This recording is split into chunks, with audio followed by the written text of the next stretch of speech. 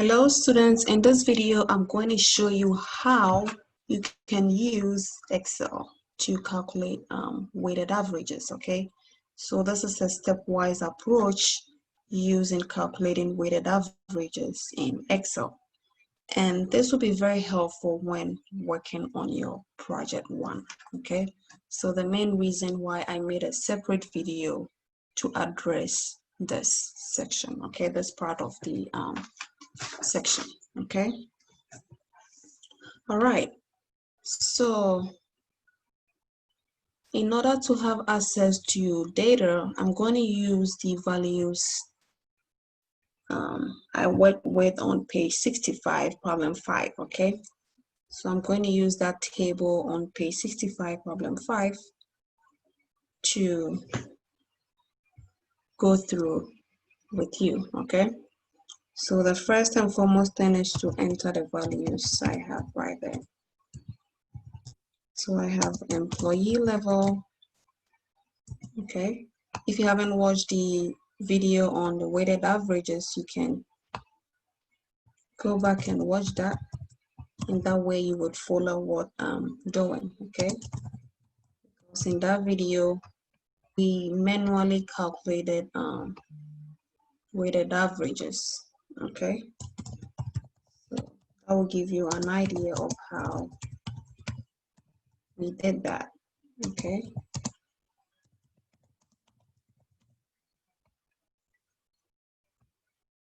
All right, so we have 4, I have 3, I have 2, I have 1. And the average salary, I have 500,000, I have 125. Okay.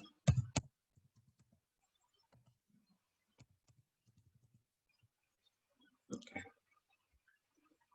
Now these are the percentages, okay? And to have my percent, I'm going to use my shift key and my percentage key on my keyboard, okay? So 4%,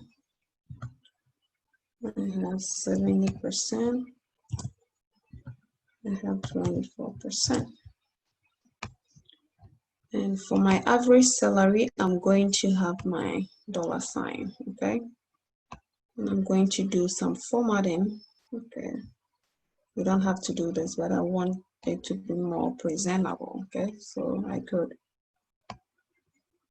create a border around and inside it. All right, so I mentioned that the reason why weighted average is more applicable in this sense is that if I just add these 4 numbers, okay, so if I just add these 4 numbers right here, which is the average salary, and divide by 4, that won't be fair, because as you can see, only 2% in the company earn $500,000, okay, and most people earn 63,000. So this is why weighted average will make sense in this case, okay? And that has been well explained in the video I have on weighted averages.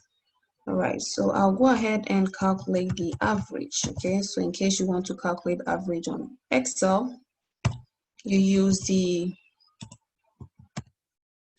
Excel function for average, okay? And you highlight the cells, okay?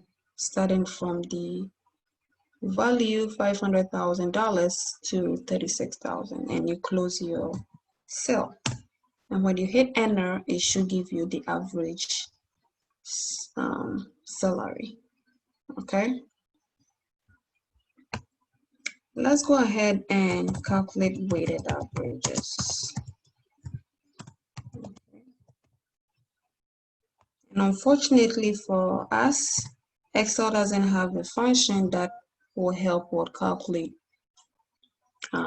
weighted average, okay? So you have to know how to calculate weighted average in this case to be able to get to your answer, unlike the average, okay, which had an Excel function to do that. So you can go back to that video and look at how I calculated my weighted averages. So you hit on equal to, you start with parenthesis, you highlight the cell. Okay, in calculating weighted average, you're going to multiply the weight by their respective average salary. Okay, so that cell multiplied. So I'm going to hit my multiplication sign on my keyboard and I'm going to highlight the average salary. Okay, I bring my addition sign, highlight the second one, do the same thing. Okay, bring your addition sign, highlight the third one, bring your multiplication, highlight that. All right, and the last one. All right. Okay. So now I'm going to close my parenthesis. And that gives me 67,740. Okay, and that makes sense because if most people are receiving an average salary of 63,000, it will make sense to have around 67,740 rather than having an average of 181,000. Okay, so that is how we calculate weighted averages on Excel.